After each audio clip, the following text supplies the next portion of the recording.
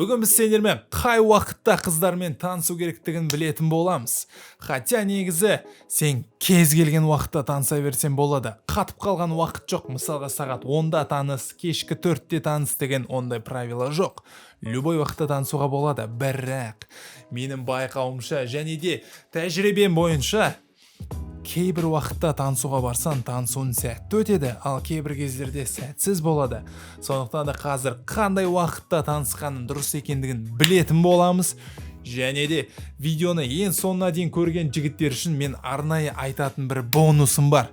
И сол бонусты білетін жігіттер бонусты білмейтін жігіттерге қарағанда намного успешный болады қыздармен танысуға келгенде. Сондықтан да бастайық.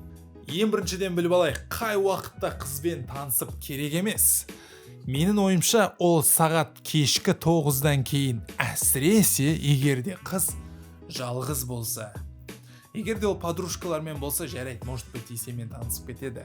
Бірақ егерде просто жалғыз өзі көшеде жүріп, сен сағат кешкі 9-дан кейін оған сәлем деке қалсан, ол шошып сені маньяк ретіне немесе ұры ретіне көріп қаша жөнеледі. Жаттап алыңдар жігіттер, кешкі 9-дан кейін қыз балаға өзінің әкесінен басқа ер азаматтың барлығы маньяк болып көрінеді. Сол себепті кешкі 9-дан кейін таныспаған жөн. Менің бір таныс дос балам болған. Ол мен видеоларымды тоже көріп сол сұраған ғой, Нұржан уже қанша болды типа танысып жүрмін, бірақ все равно бәрі сәтсіз болып жатыр деп ше. Қыздар қайта-қайта мен отшивать ете береді, неге деп түсінбей жүрген. Сосын мен сұрадым, екеуміз әрі-бері әңгіме соғып білдік, что ол жігіт жұмыстан кейін кешкі 9-дан кейін шығып жүр екен қыздармен танысуға. Сосын мен айттым, дұрыс емес қой дедім. Саған кішкене басқа уақытта танысып көрген дұрыс дедім. И қандай уақыт деп сұрасандар, менің ойымша ең күшті қыздармен танысуға қолайлы уақыт ол түсте сағат 12-ден 2-ге дейінгі аралықта, яғни обед уақыт аралығында. Осы кезде қыздармен таныссан, сен танысуын 99%-ға сәтті өтеді және де өте оңай өтеді. Себебі қыздар осы уақыт аралығында өздерін барынша комфортна әрі қауіпсіз сезінеді. Сөйтіп ана дос бала барды да сағат 12-ден 2-ге дейінгі сол обед уақытында танысуға кетті. Қалай ойлайсыңдар? Ол сразу уже аптасына 4-5 қыздармен таныса бастады.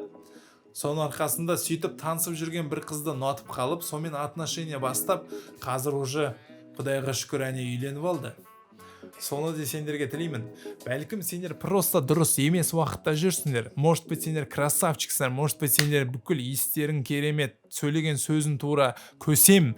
Бірақ досым, егер де сен дұрыс емес уақытта жүрсен, онда сенің танысуың сәтсіздікке ұшырауы мүмкін.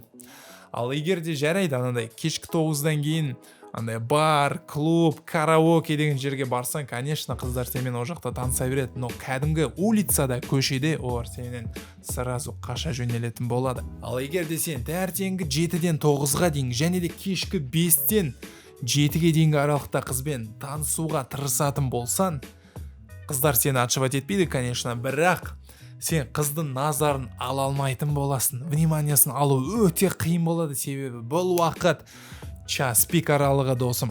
Барлығы өз сабағына кешіп баратады, студентка қыздар, саған ұнайтын үлкен қыздар, олар жұмыстарына асығып баратады. Сол себепті сен олармен дұрыс жөнді таныса алмайсың, себебі олардың барлық ойы қазір кешіп бармасам екен деп жүгіріп атады. Оларға құр ғана барып, сәлем деп қалсан, кешіріңіз мен кешіп бар жатырмын дейді, даже саған қарамай өте шығады.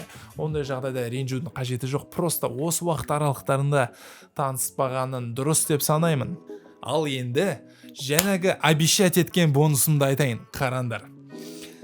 Көбісі ойлайды, что қыздармен жалғыз танысқан дұрыс деп. Яғни қыз жалғыз өзі келе жатады, сол кезде танысқан дұрыс деп.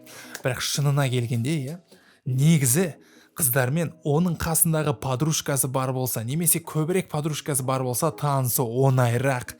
Яғни қара, екеуі тұрса, немесе жарайды 4-еуі тұрсын, 3-еуі тұрсын, оңайырақ болады танысу. Себебі қыздар саған барынша открытый болады, өйткені олар өздерін қауіпсіз сезінеді. Сен қаншалықты оған резкі сөздермен бара қалсан да, подружкалардың арқасында өзі барынша саған танысуға открытый тұрады, себебі подружкаларына сеніп қорықпай тұрады. Сол үшін барасында қыздар подружкалармен бірге тұрады ғой, сол кезде барасына екеуімен де бірден танысып кетесің.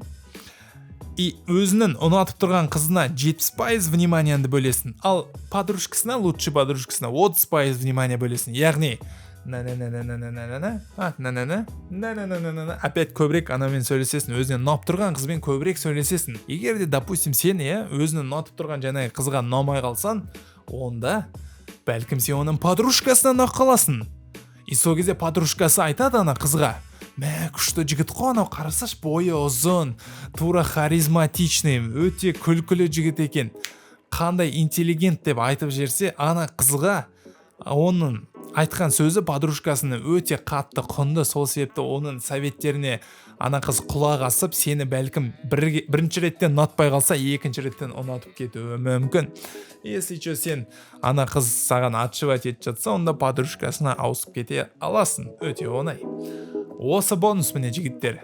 Видео ұнаса, лайк, подписка және де келесі видеоларда көріскенше досым.